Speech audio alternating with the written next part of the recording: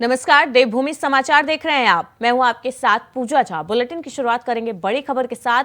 देहरादून में पुष्कर सिंह धामी ने जहां एक तरफ बेहतर काम करने वाले अधिकारियों को सम्मानित किया, तो वहीं दूसरी तरफ कमजोर सेक्टर में बेहतर काम न हो पाने पर अधिकारियों को विशेष ध्यान देने की नसीहत भी दी। सीएम पुष्कर सिंह धामी ने शासन के अधिकारियों को नसीहत देते हुए कहा कि नाबार्ड की तरफ से किसानों के विकास के लिए कृषि सेक्टर में ऋण देने की व्यवस्थाएं की गई हैं, लेकिन जो ऋण प्रबंधन है उसमें दूरदर्शिता होना भी जरूरी है। तो सीएम धामी ने अधिकारियों को निर्देश जारी किए हैं। नाबार्ड की तरफ से किसानों के विकास पर जोर दिया जाए, कृषि सेक्टर में ऋण देने की व्यवस्थाओं पर जोर दिया जाए ताकि किसानों का लाभ हो सके और किसान जो प्रदेश के किसान हों उनका बेहतर भविष्य बन सके।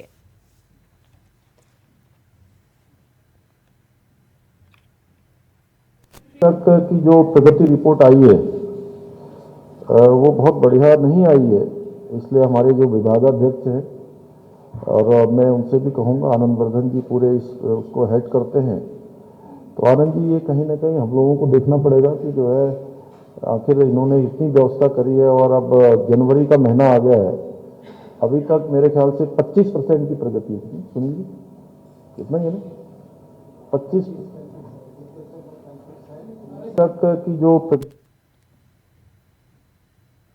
सीएम धामी की नाबार्ड अधिकारियों को नसीहत। उन्होंने अधिकारियों को नसीहत देते हुए कहा कि प्रगति रिपोर्ट अच्छी ना होने पर उन्होंने नाराजगी भी जताई।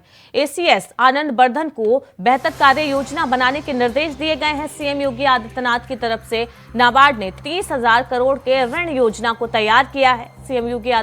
सीएम माफ कीजिएगा, पुष्कर सिंह धामी ने कहा कि विकास के लिए वरदान साबित होगी ऋण योजना। किसानों के लिए ऋण योजना का तैयार की गई है। कृषि उद्यान बागवानी के क्षेत्र में किसान नाबार्ड से अब ऋण ले सकते हैं, इससे किसानों को आर्थिक फायदा होगा। ऋण व्यवस्था में निगरानी और दूरदर्शिता का होना भी जरूरी है, इसकी भी इंतजाम किए गए हैं, इसकी व्यवस्था होनी चाहिए। अधिकारियों को निर्देशित किया गया है कि इस तरीके के काम होने चाहिए ताकि किसानों को किसी तरीके की परेशानी ना हो। तो सीएम धामी की नाबार्ड अधिकारियों को नसीहत है। उन्होंने नसीहत दी है नाबार्ड के अधिकारियों को कि प्रगति रिपोर्ट अच्छी ना होने पर उन्होंने नाराजगी जताई है। एसीएस आनंद वर्धन को बेहतर कार्य योजना बनाने के निर्देश दिए हैं सीएम पुष्कर सिंह धामी ने। नाबार्ड ने 30,000 करोड़ के ऋण योजना को तैयार किया है। विकास के लिए वरदान साबित होगी ये ऋण योजना। सीएम पुष्कर सिंह धामी ने कहा है कि किसानों के विकास के लिए ऋण योजना वरदान साबित होगी। कृषि उद्यान बागवानी के क्षेत्र में किसान अब नाबार्ड से ऋण ले सकते हैं। ऋण व्यवस्था में निगरानी और दूरदर्शिता का होना जरूरी है, इसके लिए अधिकारियों को निर्देशित किया गया है कि वो जल्द से जल्द ऋण व्यवस्था में निगरानी और दूरदर्शिता की व्यवस्था किए जाए, इसके व्यापक इंतजाम किए जाएं ताकि किसानों को ऋण लेने में किसी तरीके की परेशानी का सामना न करना पड़े।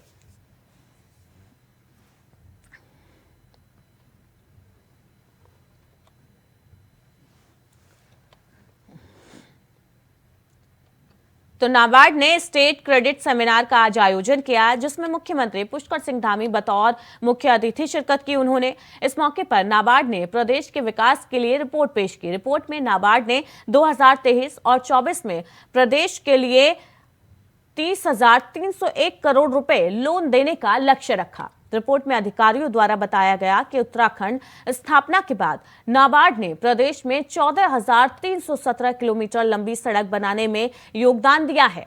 पुलों के निर्माण और सुधार के लिए 27,042 मीटर पुलों के लिए आर्थिक मदद देने की बात कही गई है। रिपोर्ट में यह भी बताया गया कि 11,900 से अधिक गांव को नाबार्ड ने लाभान्वित किया है, जबकि 24 लाख से अधिक लोगों के घरों में पानी पहुंचाने में वित्तीय मदद की गई है। 2 लाख हेक्टेयर से अधिक भूमि के लिए सिंचाई की सुविधा भी नाबार्ड की तरफ से कराई गई है। तो स्टेट क्रेडिट सेमिनार का आयोजन किया गया, जहां पर नाबार्ड ने इस सेमिनार का आयोजन कराया, जिसमें मुख्य अतिथि के तौर पर मुख्यमंत्री पुष्कर सिंह धामी ने शिरकत की।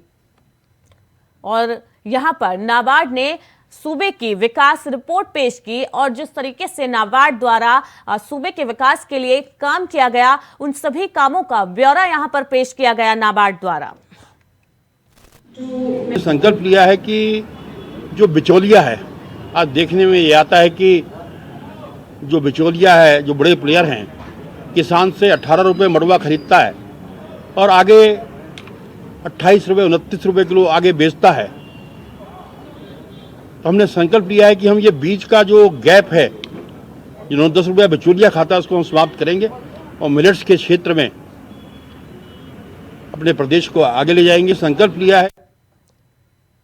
चलिए अब बात करते हैं अंकिता हत्याकांड की, जिससे जुड़ी खबर सामने आ रही है, जिसमें तीनों आरोपियों के नार्को टेस्ट पर आज फिर सुनवाई टल गई। अब 5 जनवरी को कोर्ट अपना फैसला सुनाएगी। ये भी बता दें कि उत्तराखंड का बहुचर्चित अंकिता हत्याकांड के तीनों आरोपियों के नार्को टेस्ट को लेकर सहमति बन गई है। अंकिता हत्याकांड मामले में न्यायिक मजिस्ट्रेट कोर्ट में सुनवाई के दौरान दोनों पक्ष के वकीलों में बहस हुई, जिस पर आरोपियों ने नार्को टेस्ट के लिए सहमति देते हुए पूरा सच जानने की बात कही। वहीं शासकीय अधिवक्ता जितेंद्र सिंह रावत ने कहा कि आज नार्को और पॉलीग्राफ टेस्ट को लेकर फैसला आना था, लेकिन अब 5 जनवरी तक इंतजार करना होगा। आपको बता दें, इससे पहले जब सुनवाई हुई थी तो आरोपी पुलकित और सौरभ ने नार्को टेस्ट के लिए सहमति दी थी, लेकिन अंकित ने सहमति देने से इनकार किया था। लेकिन अब कहा जा रहा है कि तीनों आरोपी नार्को टेस्ट के लिए तैयार हो चुके हैं, उन्होंने अपनी सहमति दी है और नार्को टेस्ट के लिए अब 5 जनवरी को कोर्ट अपना फैसला सुनाएगी और 5 जनवरी तक का इंतजार करना होगा कि आरोपियों का नार्को टेस्ट होगा या नहीं होगा। लेकिन आप फ्री कंसर्न नहीं बताइए कि आप सहमत हैं या असहमत हैं इसमें। आप ये दोनों चीज लेके नहीं चल सकते कि सहमत भी हो और असहमत भी हो। तो फ्री कंसर्न अगर कोर्ट एक बार उनसे वीसी से पूछताछ करेगी और अगर वो अपने बात बताते हैं कि हाँ हमारे अधिवक्ता द्वारा जो कहा गया है, तो कोर्ट उसको उसी रूप में लेगी कि ये सहमति है। आप ये चीज नहीं कह सकते कि मैं सहमत हूँ ऑब्लिक असहमत हूँ। तो अगर वो सहमत है या असहमत है, आप फ्री कंसर्न में, तो एक बार वीसी करेगी कोर्ट और बहस दोनों पक्षों की सुन ली गई है और निर्णय के लिए परसों 5 तारीख की डेट नियत की गई। तो जो उसका एक मित्र था पुष्प, उसके क्या संबंध थे, क्या परिस्थितियां ऐसी थी कि अंकिता जो है के साथ ये सब परिस्थितियां हुई। तो इन सब चीज़ों के बारे में वो उनकी जेल से प्रार्थना पत्र था कि भाई पूरा सच जो है सामने आए। हमने भी अपना पक्ष रखा, हमने कहा कि पुलिस का जो ये प्रार्थना पत्र है ये स्पष्ट नहीं है, क्योंकि पुलिस ने ये नहीं बताया कि उनको नार्को टेस्ट करवाना है या पॉलीग्राफ टेस्ट करवाना है, क्योंकि दोनों जो टेस्ट हैं उनकी प्रकृति अलग अलग है। तो पुलिस का कहीं स्पष्ट नहीं था प्रार्थना पत्र। तो संवेदनशील मामला है, पूरा भारतवर्ष का मामला है। उसमें हमने कहा है कि ऐसी क्या कारण है कि इनके द्वारा इसमें मना कराया जा रहा है, तो इनका नार्को और पॉलीग्राफ टेस्ट होना चाहिए। कोर्ट ने इन बातों को सुनने के बाद ये कहा कि हम एक्यूज की वीसी से बात करेंगे, उनके क्या व्यूज़ आते हैं, और उसके बाद उन्होंने 5 तारीख को इसके लिए डिसीजन के लिए लगा दिया। 5 तारीख को जैसे कि हमारी न्यायिक मजिस्ट्रेट भावना पांडे है, जैसे कि उसने कोर्ट में कहा है कि मैं 5 तारीख को इसमें निर्णय करूँ। संवेदनशील मामला है, पूरा भारतवर्ष का मामला है। एक और बड़ी अपडेट आपको दे रहे हैं। बढ़ती महंगाई के विरोध में आज कांग्रेस फिर से सड़क पर उतरी है। प्रदेश अध्यक्ष करण माहरा ने विरोध का आह्वान किया। महानगर और जिला स्तर पर बीजेपी सरकार का पुतला दहन, बिजली बिलों के दामों में बढ़ोतरी पर प्रदर्शन किया गया। जी हां, रसोई गैस, पेट्रोल, डीजल, खाद्य पदार्थों के बढ़ते दामों से नाराज हैं लोग, जिसको लेकर आज कांग्रेस सड़कों पर उतरी है। प्रदेश अध्यक्ष करण माहरा ने विरोध का आह्वान किया था लोगों से, जिसमें स्थानीय लोग समेत कांग्रेस कार्यकर्ता इस विरोध प्रदर्शन में शामिल हुए और बीजेपी सरकार का पुतला दहन किया गया है। बिजली बिलों के दामों में बढ़ोतरी का विरोध जताया जा रहा है। साथ ही डीजल और गैस के दाम जो है, रसोई गैस, पेट्रोल, डीजल, खाद्य पदार्थों के जो दाम तेजी से बढ़ते जा रहे हैं, उनको लेकर नाराजगी जताई गई है स्थानीय लोग द्वारा, कांग्रेस द्वारा। और इसी को लेकर आज महंगाई के खिलाफ कांग्रेस ने हल्ला बोल किया है और सड़कों पर उतरी है, प्रदर्शन किया गया है, प्रदेश सरकार का पुतला दहन किया गया है। कांग्रेस कार्यकर्ताओं द्वारा महानगर और जिला स्तर पर बीजेपी सरकार का पुतला दहन किया गया है। प्रदेश अध्यक्ष करण माहरा ने इस विरोध का आह्वान किया था। स्थानीय लोगों द्वारा महानगर और जिला स्तर पर बीजेपी सरकार का पुतला दहन किया गया है और बढ़ती महंगाई के खिलाफ आज कांग्रेस ने उत्तराखंड में हल्ला बोल किया है। बिजली बिलों के दामों में बढ़ोतरी का विरोध जताया है, उसको लेकर विरोध प्रदर्शन किया है। साथ ही रसोई गैस, पेट्रोल, डीजल और खाद्य पदार्थों के दाम जिस तरीके से बढ़ रहे हैं, उसको लेकर नाराजगी जताई गई है कांग्रेस द्वारा और सरकार से इन सभी पर लगाम लगाने की मांग की गई है। तो बीजेपी सरकार के खिलाफ आज कांग्रेस ने प्रदर्शन किया है, सड़कों पर उतरी है और पुतला दहन किया गया है। महानगर स्तर पर बीजेपी सरकार का विरोध किया गया है कांग्रेस द्वारा। महानगर और जिला स्तर पर बीजेपी सरकार का पुतला फूंका गया है कांग्रेस कार्यकर्ताओं द्वारा। तस्वीरें आप देख सकते हैं, कांग्रेस के विरोध प्रदर्शन की ये तस्वीरें हैं। आज उत्तराखंड में कांग्रेस महंगाई के खिलाफ सड़कों पर उतरी है। प्रदेश अध्यक्ष करण महरा ने विरोध का आह्वान किया था। महानगर और जिला स्तर पर बीजेपी सरकार का विरोध जताया है, पुतला दहन किया गया है। धामी सरकार का, बीजेपी सरकार का बिजली बिलों के दामों में बढ़ोतरी पर विरोध प्रदर्शन किया जा रहा है कांग्रेस की तरफ से। रसोई गैस, पेट्रोल, डीजल और खाद्य पदार्थों के दाम जिस तरीके से बढ़ रहे हैं उसको लेकर विरोध जताया है, नाराजगी जताई है।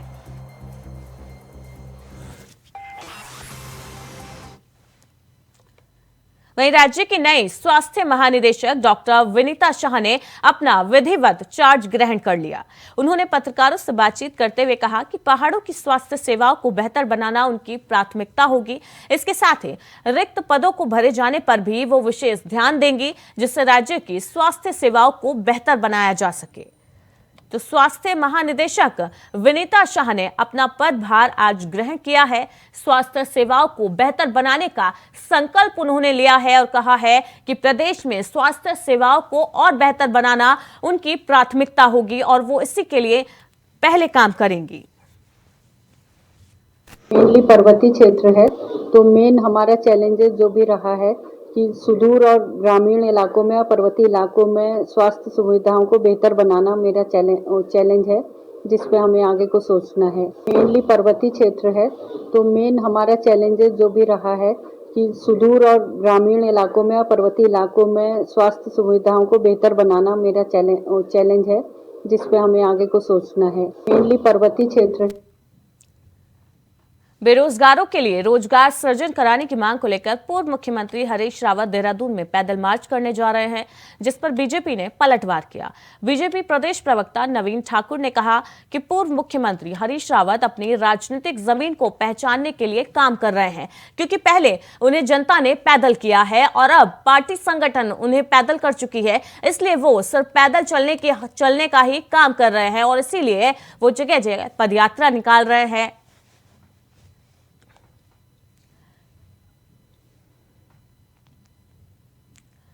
तो आज देहरादून में पूर्व सीएम हरीश रावत ने पैदल मार्च निकाला है, बेरोजगारों के लिए आवाज बुलंद की है हरीश रावत ने और रोजगार सृजन की मांग की है सरकार से। बेरोजगारों के लिए रोजगार सृजन की मांग की गई। पूर्व मुख्यमंत्री हरीश रावत द्वारा पैदल मार्च किया है आज बेरोजगारों के समर्थन में।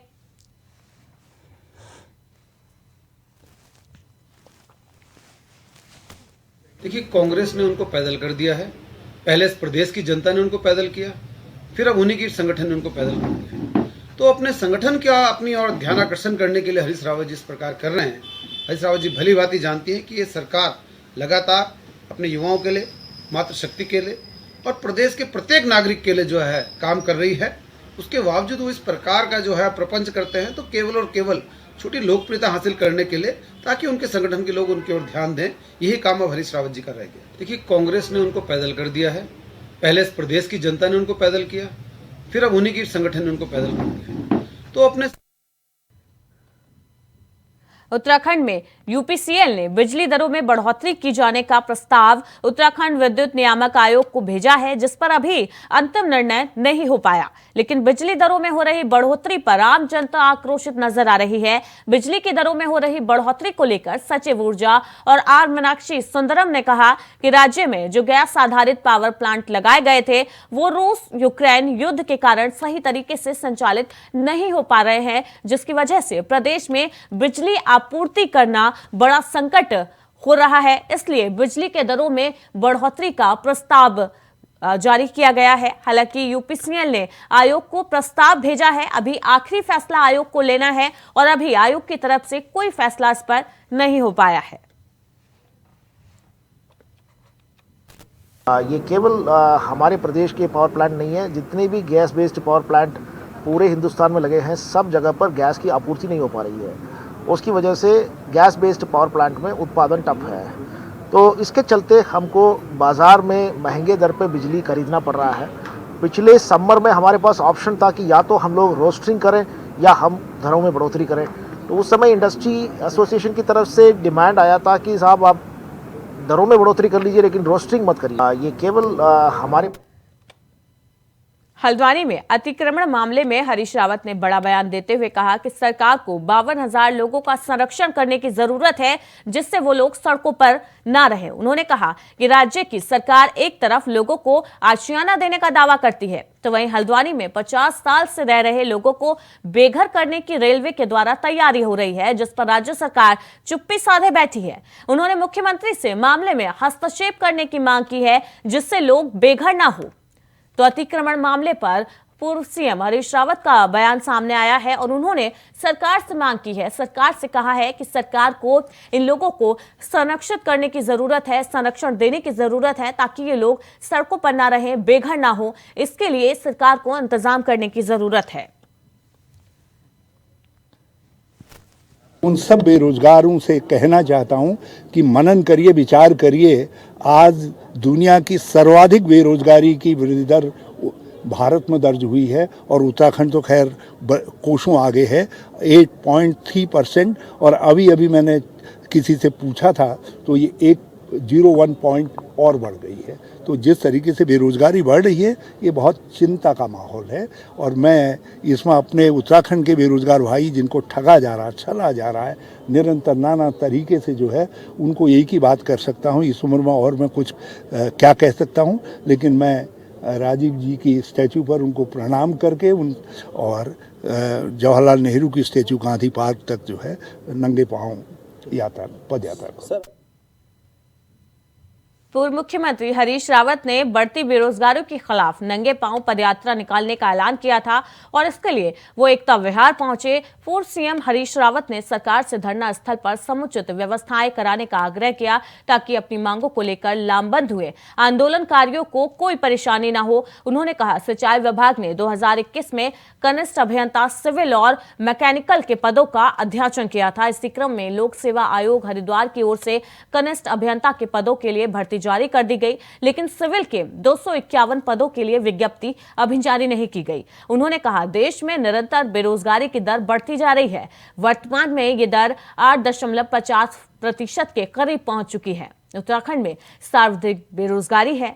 यहां नौकरियों में भर्तियों के नाम पर नौजवानों को ठगा जा रहा है। जिन लोगों ने डिप्लोमा किया है वो खाली घूम रहे हैं, धरना दे रहे हैं, प्रदर्शन कर रहे हैं। इसलिए सरकार को चिंता करने की जरूरत है और युवाओं के लिए रोजगार के इंतजाम करने की बेहद जरूरत है। उन सब बेरोजगारों से कहना चाहता हूं कि मनन करिए, विचार करिए। आज दुनिया की सर्वाधिक बेरोजगारी की वृद्धि दर भारत में दर्ज हुई है और उत्तराखंड तो खैर कोसों आगे है, 8.3%। और अभी अभी मैंने किसी से पूछा था तो ये 101 पॉइंट और बढ़ गई है। तो जिस तरीके से बेरोजगारी बढ़ रही है, ये बहुत चिंता का माहौल है।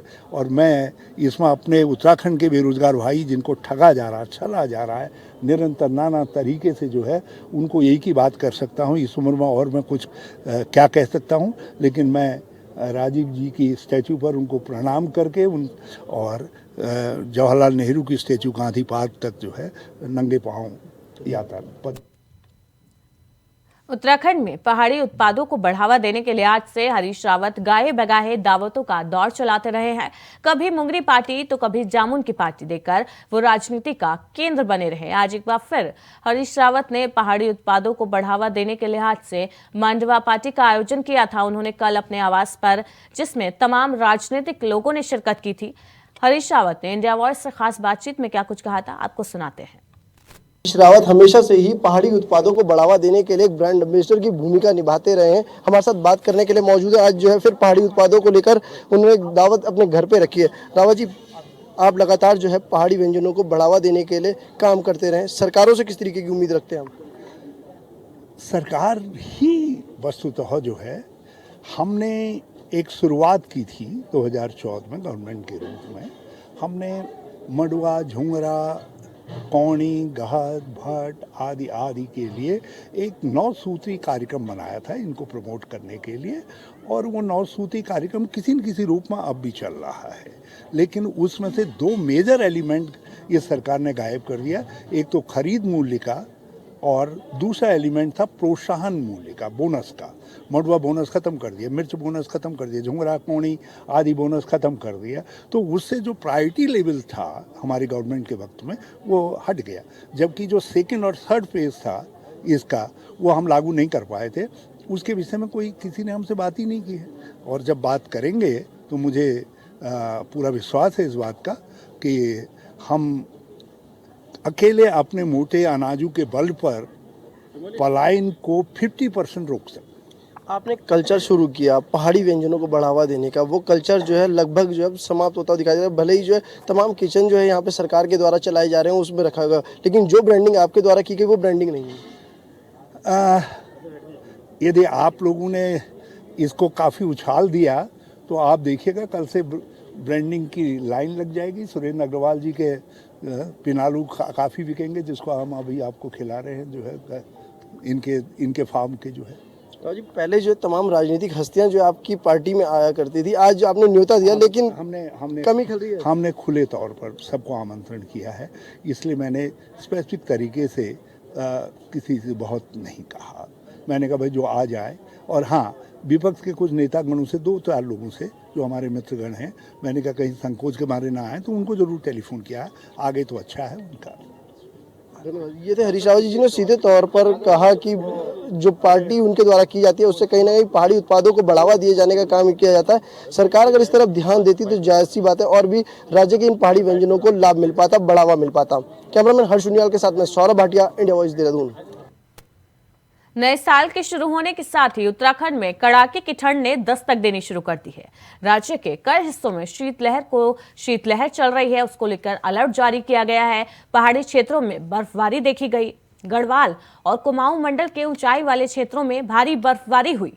राज्य के निचले और प्लेन क्षेत्रों में भी बादल रहने से ठिठुरन बढ़ गई है। कई जगह बारिश के आसार हैं। ठंड के प्रकोप को चलते मौसम विभाग ने येलो अलर्ट जारी करने के साथ ही ठंड बढ़ने के संकेत दिए हैं। लोगों को सावधान रहने के लिए अलर्ट किया है, उन्हें आगाह किया है। मैदानी क्षेत्रों में सुबह के समय घना कोहरा छाए रहने का अनुमान मौसम विभाग की तरफ से जताया गया है, जिसको लेकर अलर्ट जारी किया गया है। येलो अलर्ट मौसम विभाग की तरफ से ठंड को लेकर स्कूलों को आगाह किया गया है। स्कूलों में जो प्राइमरी स्कूल हैं वहां पर छुट्टियां कर दी गई हैं बच्चों की। साथ ही लोगों से भी सतर्क रहने की अपील की गई है।